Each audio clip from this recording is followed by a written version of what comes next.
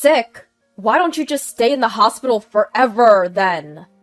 Over the phone, my husband uttered these cruel words. His reaction, which I never expected, made my voice tremble. What are you saying? I don't need a sick wife. In fact, I've been doing you a favor by being with you all this time. You should be grateful. My husband left me alone with my illness and went off on a trip with his lover. In that moment, the trust I had built up in my husband came crashing down, all at once. I can't believe it. Leaving his sick wife to go on a romantic getaway. Enough is enough. I will show no mercy. Now I will seek revenge, by any means necessary. My name is Lizette, and I'm 28 years old. I've been married to my husband Hervey for 2 years now. We met at the cafe where I used to work. He was a regular customer who approached me, and our relationship blossomed from there. After dating for about a year, we got married without a hitch. I lost my parents when I was in 9th grade. All that was left for my family's house and the inheritance from my father, who was a businessman. Thanks to that inheritance, I was able to go to college. I owe everything I have now to my parents, and I'm grateful. But losing both parents at once left me with wounds in my heart that are immeasurable. I was always afraid that someone I loved might suddenly disappear from my life. I fell into this groundless anxiety, and there were times when I even started to distrust people. During my relationship with Hervey, I expressed my fears many times. He was the one who accepted me with all my insecurities. When he proposed, he said, "I will never leave you, Lizette, and I'll always protect you. So please marry me." But I don't have a family. I will become your family. Huh? I'll be with you as your family for the rest of our lives. I won't let you feel lonely anymore. Hervey. I believed in his words and decided to get married. After getting married, we moved into the house where I had lived with my parents. Having lived alone for so long, married life with him was so bright and happy. It was dazzling. After we got married, he didn't work late, and he came straight home every day. It became normal to eat dinner together, and before bedtime, we would slowly watch a movie together. Those were joyful days. However, about a year after we got married, my husband's overtime work suddenly began to increase. Though his overtime had been almost zero, it gradually increased to 1 or 2 days a week, and before I knew it, most of the week was filled with overtime. 2 months later, business trips were added, and our time as a couple drastically decreased. Dinner became a daily routine that I ate alone. At first, I endured it, but unable to bear the sudden change in our lives, I decided to open up to my husband. Hey, Hervey, don't you think you've been working late too much lately? Sorry about that. Work's been piling up recently. But you hardly worked late even a few months ago. And then there's that business trip the other day. I'm working hard for you, Lizette. To hear you say that, it's honestly a shock. I'm sorry. Frightened by my husband's intimidating tone, I apologized on the spur of the moment. Then he immediately returned to his usual demeanor and smiled, saying, "As long as you understand." Do I really have to endure this? For the sake of our married life, Hervey is working hard every day. I probably should have been more suspicious, but at that time, I didn't have the courage. To me, who had lost my family, Hervey was my only family left. I didn't want to lose my precious family ever again. Because of these feelings, I couldn't confront him any further. Several months later, on this day, Hervey came home in a state of inebriation like never before. Despite my welcoming, "You're home!" He didn't respond at all, went straight to the bed and fell asleep, still in his suit. Why? He said he was working late today. An indescribable anxiety overwhelms me. Why is he drunk? Wasn't he supposed to be working late? What has he really been doing all this time? And where?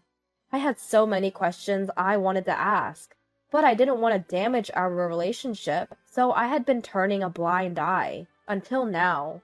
When I glanced at my husband, who was sleeping contently in bed, I noticed his mobile phone sticking out of his pocket. Could it be that he's hiding something from me? Such a suspicion crossed my mind. Before I knew it, I had my husband's mobile phone secretly in my hand. While he slept, I used his fingerprints to unlock it. Then, on the screen that opened, I saw a long conversation with someone named Lover. Thanks to you, Hervey, I had a great time today. Thank you. When can we meet again? Leave your wife soon and be with me. In the photo folder, there were numerous pictures of Hervey with a woman, presumably Lover. Some of them were quite explicit, and I felt a wave of nausea rise in my throat. With my husband's mobile phone still in my hand, I rushed to the bathroom to catch my breath. Somehow, I managed to keep my composure, but it was too much for me to bear alone. Then I thought of Briella, my best friend from high school, who now lives abroad. She is very intelligent, and after studying abroad in college, she is now working overseas. When I dialed the international number, she answered after a few rings. Hello? Briella? What should I do? I don't think I can handle this anymore. I cried to her, telling her this. What? Wait, Lizette? What's going on? My husband, Hervey, he's been cheating on me. Cheating? I explained the whole situation to Briella, about how after a year of marriage, his overtime and business trips suddenly increased, how he came home drunk, even though he said he was working late, and how I had seen evidence of his infidelity on his mobile phone. I explained sobbing, and Briella silently listened. When I had finished telling her everything, she spoke to me. Lizette, listen carefully. I know this is painful right now, but I think it's best to properly gather evidence of the affair for the future. Evidence? But that means considering divorce. Then what? Lizette, do you want to spend the rest of your life with a man who cheats on you? I don't know. I know that you care about your family, Lizette, but can someone who makes you miserable truly be called family? Briella. Her words woke me up. I realized that I had unconditionally believed everything my husband had said. It was strange, thinking back, how suddenly overtime and business trips had become so frequent. Out of fear of losing him, I had turned my eyes away from reality. With Briella's advice, I decided to start taking steps towards divorcing Hervey. First, I transferred all the evidence of his infidelity that was on his mobile phone to mine. Briella introduced me to a lawyer she knew, and I diligently gathered evidence, guided by the lawyer's advice. I followed my husband, regularly checked his mobile phone. Collecting evidence while juggling work and household chores was truly exhausting. I even cut back on sleep, so my body was on the brink, and I collapsed several times. After all that effort, within a few months, I had gathered a significant amount of evidence of infidelity. With all this, I should definitely be able to divorce him advantageously. Finally, all my hard work seemed to be paying off, but just when I thought that, I collapsed at work and was rushed to the hospital. I thought it was just exhaustion, but the examination revealed a certain illness. I had to be hospitalized immediately. I had gathered the evidence and it was just the right time, but still there was nothing to be done about the illness. I called my husband to tell him about it. Hervey, can you talk for a moment? What? Didn't I tell you I'm on a business trip for a while starting today? Actually, I collapsed at work. I need to be hospitalized for a bit. Huh? So? What do you mean, so? Is that all you have to say? You're going to be in the hospital, right? You'll be safe there. By this time, my husband had lost interest in me and was meeting with his lover almost every day. His treatment of me had become so careless that I even wondered if he was trying to get caught. Naturally, my feelings for him had completely cooled off. I was fed up with his complete lack of concern, and I couldn't help but ask, "You're thinking it's lucky that I'm hospitalized, aren't you?" Huh? What are you talking about all of a sudden? That's a pain. But it's true, isn't it? Today, you're not going on a business trip. You're going on a vacation with your lover. What? How did you find out about that? It's pretty obvious. Did you actually think you were hiding it? I thought he would deny it more, but my husband surprisingly admitted to the affair quite easily. Perhaps thinking he was already caught, he suddenly became defiant. Yeah, that's right. I am having an affair. You got a problem with that? Ugh. How can you be so brazen? After all this time, you've been deceiving me. It's your fault for being fooled, right? And why don't you just stay in the hospital forever? What are you talking about? I don't need a sick wife. I've been doing you a favor by staying married to you this long, so be grateful. In that moment, all my feelings turned into anger towards my husband. Be grateful? This is not the married life I wanted. He's making a fool of me. I'll make him regret this. I will never forgive you, Hervey. Holding back the urge to scream at him, I calmly tell my husband. Then he responds with propagation. Feel free to do as you wish. You can't divorce me anyway. Why do you think that? Because it's true, right? I'm the only family you have. If you lose me now, you'll be all alone again. Are you okay with that? Huh. Family. Huh. Just behave and we'll remain a family. That's the deal. I'm off to enjoy a trip with my girlfriend. You have fun in the hospital too! With that, he callously hung up the phone.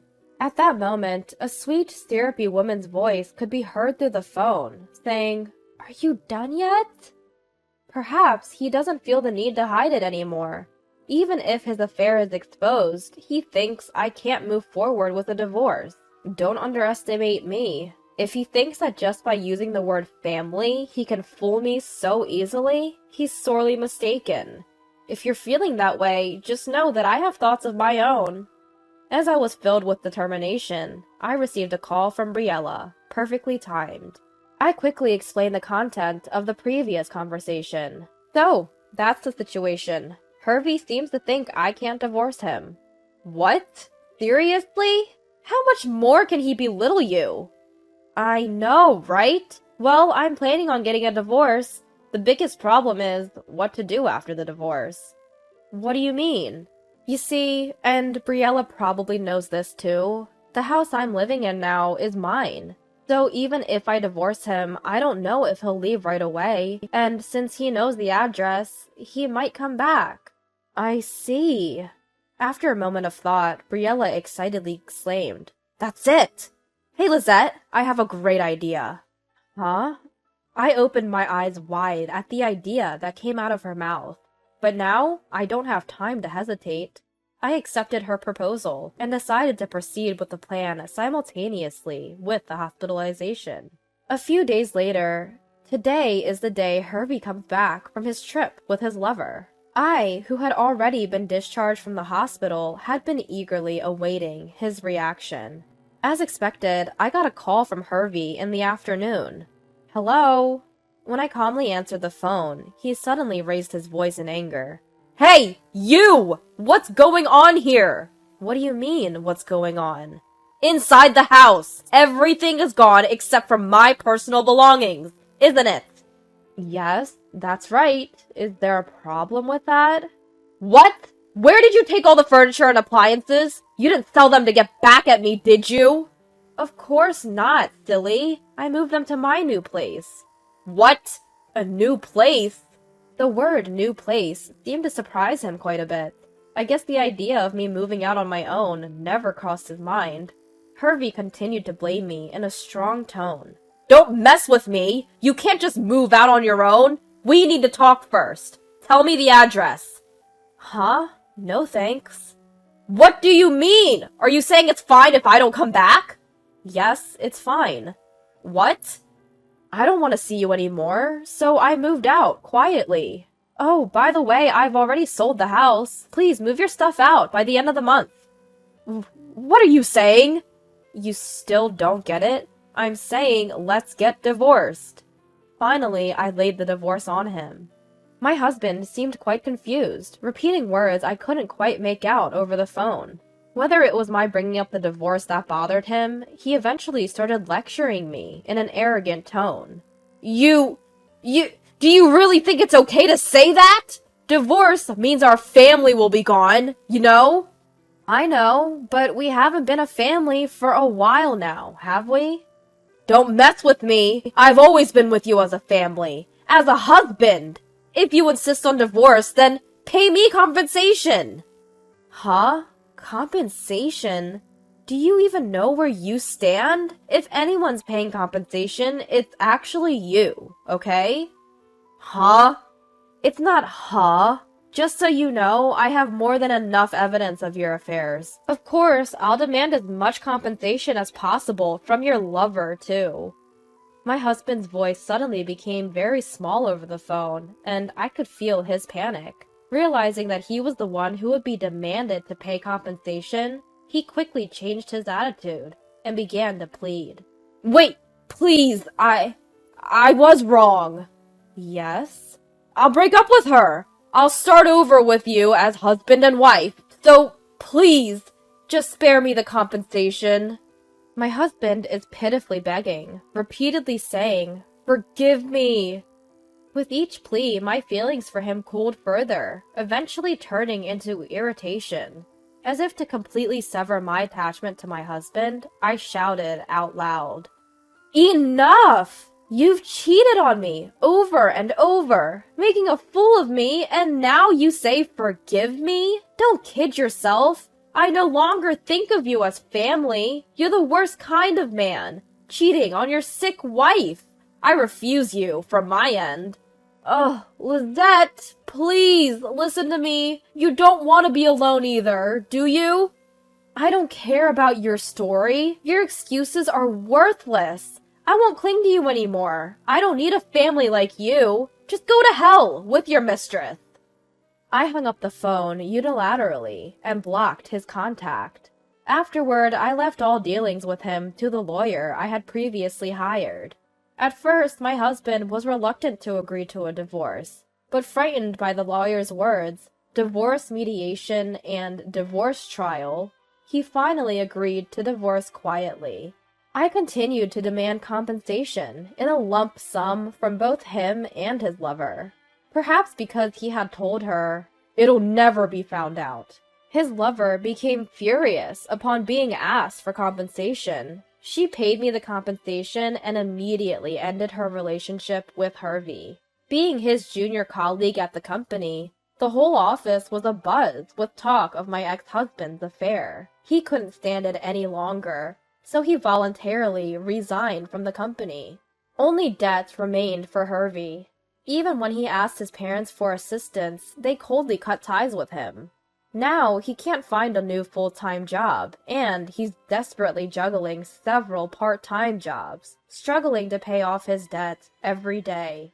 On the other hand, I've turned over a new leaf and started a new life. Since my ex-husband knew about the cafe where I used to work, I requested a transfer, and am now working at a different location. I can't thank Briella enough for suggesting this to me. She'll be returning home temporarily soon, so I plan to thank her in person then.